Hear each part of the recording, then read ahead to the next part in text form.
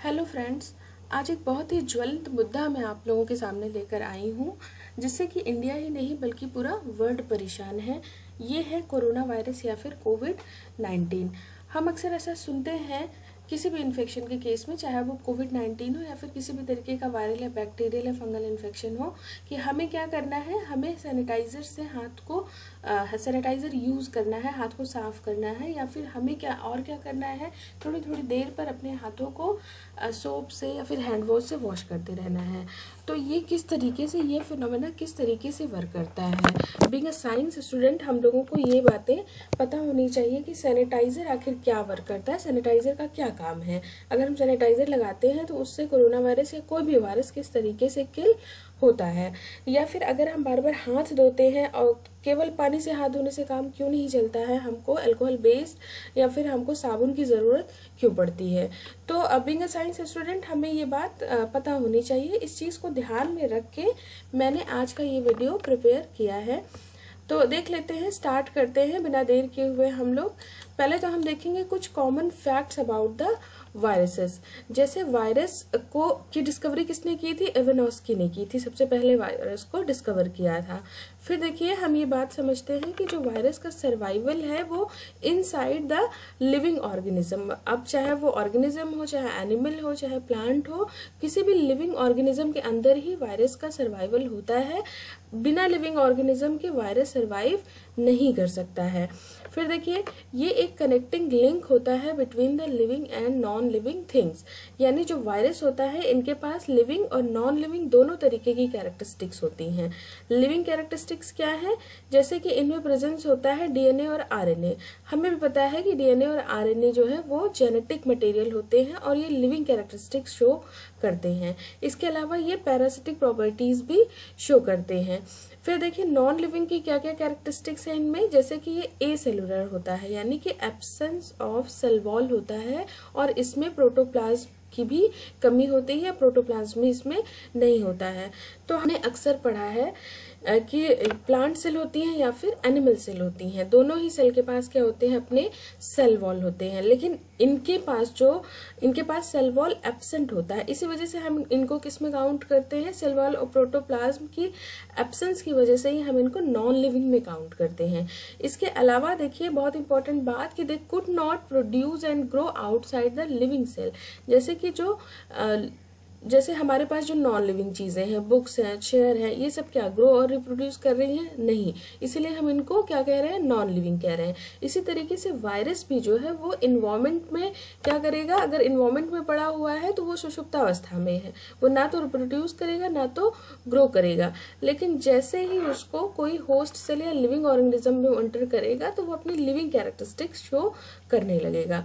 फिर देखिए हम बात करते हैं कि इनमें मेटाबॉलिक एक्टिविटीज जो होती हैं, जैसे कि डाइजेशन है, न्यूट्रिशन है, इन सब की कमी होती है। तो इन सब बेसिस पे हम इसको नॉन लिविंग की कैटेगरी में डालते हैं, और जबकि बाकी चीजों के बेसिस पे, जैसे कि न्यूक्लिक एसिड प्रेजेंट होता है, पैरासिटिक प्रॉपर्टी शो करते हैं, उसके बेसिस पे हम इनको किस में डालते हैं, लिविंग में डालते हैं। तो इस तरीके से हम कह सकते हैं कि ये लिविंग और नॉन लिविंग के बीच की एक कड़ी होते हैं या कनेक्टिंग लिंक है। फिर देखिए हम बात करेंगे वायरस के स्ट्रक्चर की। पहले हम समझ लेते हैं, देखिए इसको ये समझने से पहले कि ये कैसे एक्टिव होता है, कैसे काम करता है, और किस तरीके से हम कोई हैंड सैनिटाइजर या फिर हम कोई सोप यूज करके इसको इनएक्टिव कर सकते हैं या किल कर सकते हैं। तो उसके लिए हमें सबसे पहले जो समझने की जरूरत है वो है इसका स्ट्रक्चर, है ना। देखिए वायरस जो होते हैं वो दो तरीके के होते हैं, एक होता है इन्वेलप और दूसरा होता है नॉन इन्वेलप। फिलहाल हम इसकी बात नहीं करेंगे, हम इन्वेलप वायरसेस की बात कर रहे हैं, क्योंकि कोविड-19 जो है वो भी क्या है, एक इन्वेलप वायरस है। अब देखिए हम क्या देख रहे हैं कि जो वायरस है ये किस तरीके से बना है। देखिए इसका जो ऊपर का खोल है वो इन्वेलप प्रोटीन का बना हुआ है, और यहाँ पे ये देखिए ये एक इन्वेलप में घिरा हुआ है। अंदर क्या है, वायरल जीनोम है, जिसको हम न्यूक्लिक एसिड भी कह सकते हैं या जेनेटिक मटेरियल भी कह सकते हैं। और इसके ऊपर क्या हुआ है, न्यूक्लियोकैप्सिड है, ये एक तरीके से इसकी प्रोटेक्टिव लेयर है। आगे देखिए वायरल टेगुमेंट्स हैं। तो हम देख रहे हैं कि वायरस का स्ट्रक्चर जो है वो इस तरीके से होता है। अब जो वायरस होते हैं वो टिपिकली कंपोज्ड होते हैं वायरल कैप्सिड से, या इसको न्यूक्लिक एसिड कह सकते हैं, और इसके अंदर क्या होता है न्यूक्लिक एसिड, या हम इसी को जेनेटिक मटेरियल कहते हैं। और ये जो न्यूक्लिक एसिड होता है यही इंफॉर्मेशन कंटेन करता है फॉर रेप्लिकेशन, यानी कि अपने ही तरीके के और वायरसेस बनाने की जो सूचना होती है, जो इंफॉर्मेशन होती है, वो इसी न्यूक्लिक एसिड के पास होती है। और ये न्यूक्लिक एसिड जो होता है वो कैप्सिड और कहीं ना कहीं जितनी भी एसोसिएटेड प्रोटीन्स होती हैं, जैसे इनवेलप प्रोटीन है या फिर और जो प्रोटीन है, जो लिपिड्स की लेयर है, ये सब क्या करती हैं, इसको क्या करती हैं, प्रोटेक्ट करती हैं। इसको अंदर से बहुत ही प्रोटेक्टिव फॉर्म में रखती हैं कि सब तो डिस्ट्रॉय हो लेकिन इसका डिस्ट्रक्शन नहीं होना चाहिए। लेकिन क्या होता है, अब देखिए outside of the host cell, host cell क्या होगा, जहाँ पे वायरस जाएगा, जिस सेल को इन्फेक्ट करेगा, वो क्या है, उसका होस्ट सेल है। मान लीजिए एनवायरमेंट में कैसे पड़ा हुआ है वायरस, इनएक्टिव फॉर्म में पड़ा हुआ है, और किसी ऐसे इंसान के पास पहुंच गया जिसको उसने क्या किया, इन्फेक्ट किया, तो उसकी सेल क्या हो गई, अब उस इंसान की सेल को हम क्या बोलेंगे, होस्ट सेल। तो होस्ट सेल के बाहर जो वायरस होते हैं वो अनेबल होते हैं to replicate and increase in number, है ना। वो रिप्लिकेट भी नहीं कर सकते, जब रिप्लिकेट नहीं करेंगे तो उनका नंबर भी नहीं बढ़ेगा। जबकि क्या है, इसका मतलब ये नहीं है कि वो सरवाइव नहीं, वो एक्टिव नहीं हो सकते, है ना। उसी सुषुप्तावस्था में वो बहुत टाइम तक पड़े रह सकते हैं, और फिर जब उनको होस्ट सेल मिल जाएगी तो फिर से वापस एक्टिव होकर अपना काम करने लगते हैं। ठीक है, इसको देखिए, ये एक बहुत ही कॉमन सी बात है। इसी वजह से हम क्या कहते हैं कि जब भी हम बाहर से कोई सामान लेकर आते हैं, फ्रूट्स लेकर आते हैं, वेजिटेबल्स लेकर आते हैं, या कोई भी XYZ कोई भी चीज़ लेकर आते हैं, तो हम उसको क्या करते हैं, थोड़ी देर के लिए छोड़ देते हैं, 24 घंटे 48 घंटे के लिए छोड़ देते हैं, या फिर उसको पहले हम वॉश कर लेते हैं। तो ये है, क्योंकि अगर कोई भी ड्रॉपलेट्स या कोई भी इस तरीके का इनएक्टिव ऑर्गेनिज्म है तो वो वहाँ पे तो सुषुप्तावस्था में है, वेजिटेबल को या फिर किसी भी फ्रूट्स को वो ऐसे तो कुछ नहीं करेगा, लेकिन अगर हमारे हाथों से लग के अगर वो हमारे अंदर पहुँच गया तो फिर वो एक्टिव हो जाएगा, है ना। फिर हम देखिए, एक बार जब आगे हम क्या देखते हैं कि एक बार जब किसी वायरस को सुटेबल होस्ट सेल मिल गई तो अब क्या, and enter the host cell, सबसे पहला काम जो ये लोग करते हैं वो क्या करते हैं, हाईजैकिंग करते हैं सेल का। यानी सेल की क्या कर लेंगे, जिस भी होस्ट सेल के अंदर जाएंगे उस सेल को क्या कर लेंगे, ये हाईजैक कर लेंगे। और हाईजैक करने का मतलब क्या है कि उस सेल पर पूरा इनका कंट्रोल हो जाएगा। अब वो उस सेल को अपने हिसाब से डील करने लगते हैं। करेंगे क्या, सबसे पहला काम क्या करेंगे, जाके अंदर रेप्लिकेट होने लगेंगे, यानी अपने ही जैसे थाउजेंड्स में वायरसेस प्रिपेयर करने लगेंगे। और एक टाइम ऐसा आएगा कि जब ये थाउजेंड्स या मिलियन की तादाद में हो जाएंगे और जिस होस्ट सेल को डाई कर देंगे, रप्चर करके बाहर निकल जाएंगे और नया होस्ट सेल तलाशने लगेंगे। अब देखिए, एक कॉमन सी चीज हम लोग यहाँ पे देख लेते हैं, जैसे कि देखिए यहाँ पे सेल का स्ट्रक्चर दिखाया गया है। हमारी जो सेल है उसमें कोई भी चीज इतने आसानी से इंटर नहीं कर सकती है। उसके एंटरिंग की क्या होती है, एक मैकेनिज्म होती है। जैसे हमारे सेल के पास भी क्या होते हैं, रिसेप्टर्स होते हैं, और उससे भी बड़ी बात की जो वायरसेस है इनके पास भी अपने रिसेप्टर्स होते हैं। कोई भी चीज हमारी सेल के अंदर कैसे जाएगा, ये एक कॉमन, ये मैं इन्वेलप वायरसेस की बात कर रही हूँ। नॉन इन्वेलप वायरस जो है उनकी दूसरी मैकेनिज्म होती है सेल में एंटर करने की। तो देखिए होता क्या है कि जो सेल के रिसेप्टर हैं और जो वायरस के रिसेप्टर्स है, ये आपस में क्या करते हैं, कनेक्ट करते हैं। देखिए, connect to complementary receptors on the cell membrane. और कनेक्ट होने के बाद क्या करेंगे, attachment cause the two membranes to certain in mutual proximity favourable further interactions between the surface protein. क्या होगा, दोनों के जो रिसेप्टर्स है वो आपस में क्या हुए, कनेक्ट हुए। आप देखिए कुछ भी अंदर नहीं जाएगा, ना कैप्सिड अंदर जाने वाला है, ना इन्वेलप अंदर जाने वाला है, ना उस लिपिड इन्वेलप लेयर अंदर जाने वाली है। अंदर क्या जाएगा सेल के अंदर, सिर्फ और सिर्फ न्यूक्लिक एसिड। और जैसे ही न्यूक्लिक एसिड जाएगा वो अपना काम करना शुरू कर देगा, यानी कि वो रिप्लिकेट करना शुरू कर देगा। सेल की हाईजैकिंग करेगा और उसको रिप्लिकेट करना स्टार्ट, अपने आप को रिप्लिकेट करना स्टार्ट कर देगा। इस तरीके से इस मैकेनिज्म पे जो वायरस काम करते हैं उनमें HIV है, हर्पीज है और COVID-19 है ना। जैसे एक बार वायरस इंटैक्ट इन्फेक्ट किया किसी भी सेल को, तो उसके बाद वो अपना बिल्डिंग ब्लॉक्स बनाना शुरू कर देगा। और when an infected cell dies, है ना, और जैसे ही ब्लॉक्स बनाना शुरू करेगा मिलियन की तादाद में, अपने ही जैसे वायरसेस को बनाना शुरू करेगा, रिप्लिकेट होना शुरू होगा, तो होगा क्या कि वो जो होस्ट सेल थी उसको ये डाई कर देगा और and up also in the Airways of lungs, है ना। और फिर जब वो रप्चर हो जाएगी, जब वो डेड हो जाएगी, तो नए होस्ट सेल तलाश करेगा या फिर इन्फेक्टेड इंसान के अंदर स्नीजिंग से, कफिंग से बाहर दूसरों को भी इन्फेक्ट करेगा या बाहर सरफेस पर जाके स्टिक करेगा। अब देखिए हम देखते हैं कि how a virus kill a cell. इसमें देखिए स्टेप 1, स्टेप 2, स्टेप 3 की बात की गई है। सबसे पहले हम क्या देख रहे हैं कि वायरस एंटर करता है सेल में। स्टेप 1 क्या है, वायरस की एंट्री सेल में कैसे होती है ये मैंने आपको बता दी। दूसरी बात क्या होती है, वायरस डुप्लीकेशन इटसेल्फ या रेप्लिकेशन इटसेल्फ। एक ने एंट्री ली थी, उसके बजाय अब वो थाउजेंड्स में बनाना शुरू कर देगा। तीसरा स्टेप क्या होता है कि cell explodes releasing thousands of brand new virus particle.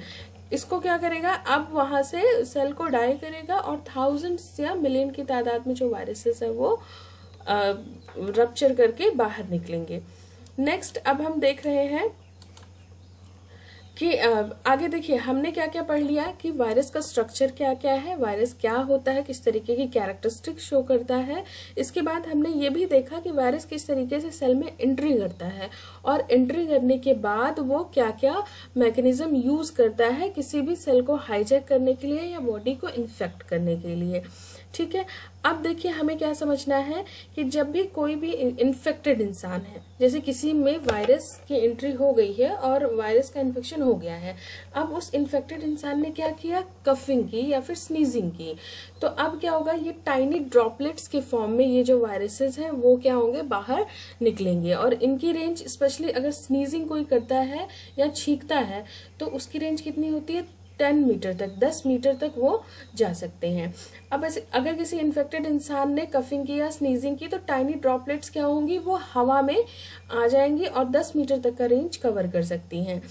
अब ये ड्रॉपलेट्स क्या होंगे, मान लीजिए किसी सरफेस पे पड़ गए तो अब वहां पे ये जो ड्रॉपलेट्स हैं वो तो सूख जाएंगे, वो जल्दी क्विकली ड्राई आउट हो जाते हैं, लेकिन उसके अंदर जो वायरस है वो क्या है, अभी भी एक्टिव है। और एक बात ये समझ लीजिए कि जो ह्यूमन स्किन होती है ये एक आइडियल सरफेस होती है फॉर द वायरसेस के लिए। क्यों, क्योंकि जो ह्यूमन स्किन है ये ऑर्गेनिक होती है ना, इसमें किसी तरीके का ऐसा केमिकल नहीं होता है जो कि वायरस को हार्म पहुंचा सके। और दूसरी बात ये कि जो हमारी बॉडी का नॉर्मल फिनोमेना है, जो डेड सेल, जो प्रोटीन रोजमर्रा की जिंदगी में हमारी बॉडी हटाती रहती है, वो क्या करती है, जो हमारी स्किन पे प्रेजेंट होती है डेड सेल के फॉर्म में, वो क्या करती है, वायरस को बहुत ही अट्रैक्ट करती हैं और उनसे वायरस बहुत ही टाइटली अडेयर या इंटरैक्ट करते हैं। देखते हैं कि हम क्या करेंगे कि किसी भी सरफेस को जो कि इन्फेक्टेड था, जहां पे ड्रॉपलेट्स थी वो तो सूख गई, लेकिन उसके अंदर का जो मटेरियल था वो अभी एक्टिव है। अब हमने उसको टच किया तो वो क्या होगा, जो भी वायरस था वो हमारे हाथ में आ जाएगा, हमारे स्किन से चिपक जाएगा और उसके बाद वो ट्रांसफर हो जाएगा हैंड टू हैंड। और हम लोगों की, जैसा बहुत लोगों की आदत भी होती है कि हम फेस टच करते हैं, स्पेशली आईज को, नोज को या माउथ को अगर हमने टच किया तो वो जो वायरस है उसकी हमारे अंदर एंट्री हो जाएगी। अब नेक्स्ट ये समझ में आया कि कैसे वायरस जो है हमारी बॉडी में जा सकता है। अब नेक्स्ट हम बात करते हैं working of alcohol based hand sanitiser, है ना, किस तरीके से जो अल्कोहल बेस्ड हैंड सैनिटाइजर काम करता है। देखिए हमने अक्सर सुना होगा न्यूज में या न्यूज़पेपर में आपने देखा होगा कि कितना कुछ परसेंट की बात करते हैं, चाहे 60%, चाहे 70%, 80%, 100% अल्कोहल यूज नहीं करते हैं, है ना। तो हम क्या करेंगे, जैसे 60% या 70% अल्कोहल की बात करते हैं, 70% इफेक्टिवली है, 70% एंड अबव। तो देखिए हम बात कर रहे हैं। अच्छा, अब बात यह है कि क्या पानी से काम नहीं चलेगा? नहीं, पानी से काम नहीं चलेगा। उसका रीजन ये है कि जो अल्कोहल होते हैं, देखिए क्योंकि वायरसेस हैं, इतनी जल्दी वो हाथ अगर आप पानी से धुलते हैं या इस तरीके से तो वो साफ नहीं होते हैं। अल्कोहल जो होते हैं, स्पेशली कौन से अल्कोहल, आइसोप्रोपियोल अल्कोहल या फिर इथाइल अल्कोहल, जिसको हम एथेनॉल भी बोलते हैं, ये कैपेबल होते हैं inactivate a wide spectrum of bacteria, fungi and viral activity. Alcohol dissolve the outer coating of the bacteria and viruses. ये बहुत इंपॉर्टेंट बात है, पानी नहीं कर सकता है ना, पानी और अल्कोहल पोलर होते हैं और ये आपस में एक दूसरे के साथ इंटरैक्ट करते हैं। अल्कोहल का नेचर क्या होगा कि ये इसकी जो आउटर कवरिंग होती है उसको क्या करते हैं, आउटर कोटिंग को उसको डिसॉल्व करना शुरू करते हैं। It disturb the cell membrane and denatures the protein and lipid molecule, है ना। प्रोटीन और लिपिड मॉलिक्यूल या सेल के से हम देख रहे हैं, देखिए एक नॉर्मल एक बात मैं बता देती हूँ, जैसे कि अगर हम 100% अल्कोहल यूज करेंगे तो अल्कोहल हमें भी पता है कि क्या होता है, उड़ता है। अल्कोहल की इवेपोरेट होने की प्रॉपर्टी होती है, तो वो जल्दी से 100% अल्कोहल क्या होगा, जल्दी से उड़ जाएगा। और एक रीजन ये है कि जैसे ही अल्कोहल पड़ेगा बैक्टीरिया या फिर वायरस पे तो क्या होगा कि वो जो प्रोटीन है उसको डीनेचर करना शुरू करेगा और पूरे ही वायरस को कवर करेगा और डीनेचरिंग स्टार्ट करेगा, या एक तरीके से प्रोटीन की कोगुलेटिंग स्टार्ट करता है। तो आपने प्योर अल्कोहल यूज किया है तो प्योर अल्कोहल क्या काम करेगा, अब वो करेगा तो स्टार्ट तो करेगा, कोगुलेट होना भी शुरू होगा, लेकिन बीच में ही वो क्या होगा, इवेपोरेट हो जाएगा। तो ऐसे में क्या हो सकता है कि जो वायरस है वो मे बी इनएक्टिव हो जाए या मे बी कंप्लीटली डिनेचुरेशन ना हो अंदर प्रेजेंट प्रोटीन का, लेकिन बाद में वो एक्टिव भी हो सकता है। तो ये एक चांसेस होते हैं जब आप 100% अल्कोहल यूज करते हैं।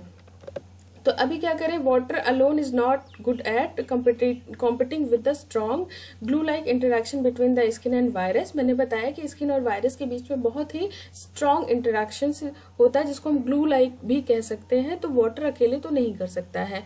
अल्कोहल की एफिकेसी बढ़ जाती है अगर हम वाटर के साथ facilitate quicker denature of the protein. अगर हम वाटर ऐड कर देते हैं तो क्या होता है, और जल्दी डीनेचरिंग जो होती है वो और फास्ट हो जाती है प्रोटीन की। इसके अलावा और क्या फायदा है कि वाटर के साथ जब होता है तो एक्सपोजर यानी बैक्टीरिया और वायरस के साथ एक्सपोजर ज्यादा होता है सैनिटाइजर का। इसका मतलब ये, क्योंकि अल्कोहल बहुत तेज उड़ता है लेकिन पानी जो है वो तो थोड़ा टिकता है, तो इतनी जल्दी पानी नहीं इवेपोरेट होगा, तो होगा क्या, अभी जो सेल्स हैं वो कंप्लीटली डिस्ट्रॉय हो जाएंगी। देखिए इस स्लाइड में वही बात बताई गई है जो मैंने आपको अभी एक्सप्लेन किया है, इसको आप जूम करके समझ सकते हैं। नेक्स्ट हम बात करेंगे वर्किंग ऑफ सोप की। देखिए एक कॉमन बात मैं बताती हूँ, जैसे सोप कैसे काम करता है, चाहे हम हैंड सोप की बात करें चाहे और सोप की। सोप क्या होता है, सोप में पोलर और नॉन पोलर दोनों तरीके के जो मॉलिक्यूल्स होते हैं वो दोनों तरीके की कैरेक्टरिस्टिक्स शो करते हैं। तो अब क्या होता है, और बेसिकली देखिए जो हमारी स्किन पे या हमारे डर्ट पे जो भी वायरस चिपका हुआ है, ये भी दोनों तरीके की चीजों से अट्रैक्ट करता है। एक सिंपल लैंग्वेज में मैं आपको ये बात बता रही हूँ कि इनके पास प्रोटीन भी है, इनके पास लिपिड भी है। तो अब क्या होता है कि इसी खींचातानी में, क्योंकि जो सोप है वो पोलर और नॉन पोलर दोनों तरीके के, यानी लिपिड और पानी दोनों ही चीजों को अट्रैक्ट करेगा, तो उसके बीच का जो बॉन्ड है वो वीक हो जाता है ना। तो अब क्या होगा कि बॉन्ड वीक होने की वजह से क्या होगा, वो वायरस इनएक्टिवेट हो जाएगा या किल हो जाएगा, यानी उसका बॉन्ड जो है वो वीक हो जाएगा, और फिर जब हम उसको धोएंगे पानी से तो वो हमारे हाथ से साफ हो जाएगा। देखिए सोप कंटेन करता है फैट लाइक सब्सटेंस, इसीलिए हम इसको एम्फिफिल्स भी बोलते हैं। Some structure are very similar to lipid in the virus membrane. कुछ स्ट्रक्चर जो होते हैं वो बहुत ही सिमिलर होते हैं, जैसा कि मैंने बताया कि जो वायरस है उनके पास भी लिपिड मेम्ब्रेन, उनकी भी मेम्ब्रेन्स में लिपिड के पार्टिकल्स या मॉलिक्यूल्स होते हैं। अब देखिए soap molecule compete with the lipids in the virus membrane. अब उसके साथ तो कर ही रहा है, और जो पानी हमने, जैसे हम सोप लगाते हैं तो पानी भी यूज करते हैं। दिस इज मोर और less how soap also remove normal dirt from the skin. Same वैसे ही करेगा जैसे कि नॉर्मल डर्ट को रिमूव करता है।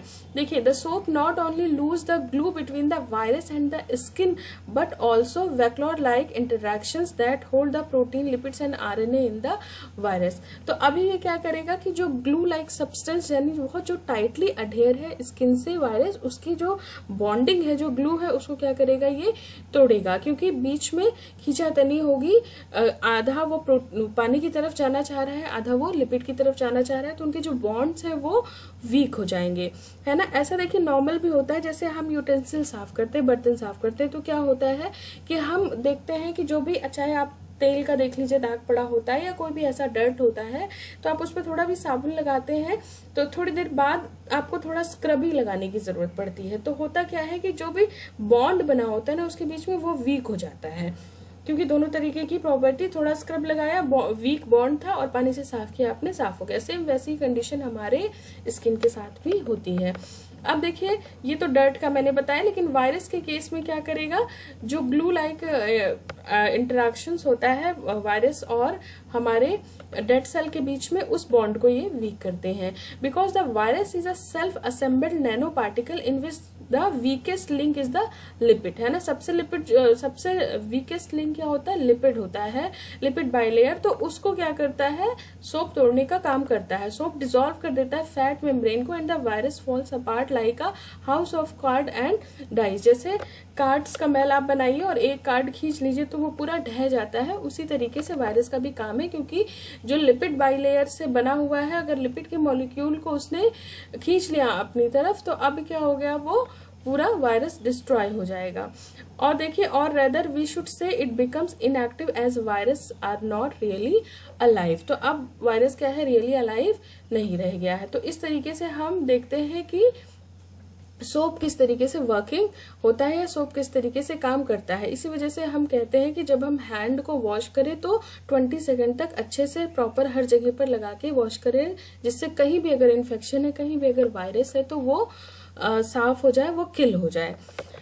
तो फाइनली ये हम लोगों ने देख लिया कि किस तरीके से वर्क करता है हैंड सैनिटाइजर और सोप। होपफुली आपको वीडियो अच्छी लगी होगी। अच्छी लगी है तो लाइक करिए, सब्सक्राइब करिए, शेयर करिए, और किसी टॉपिक पे अगर आप चाहते हैं तो कमेंट करिए। Okay, thank you.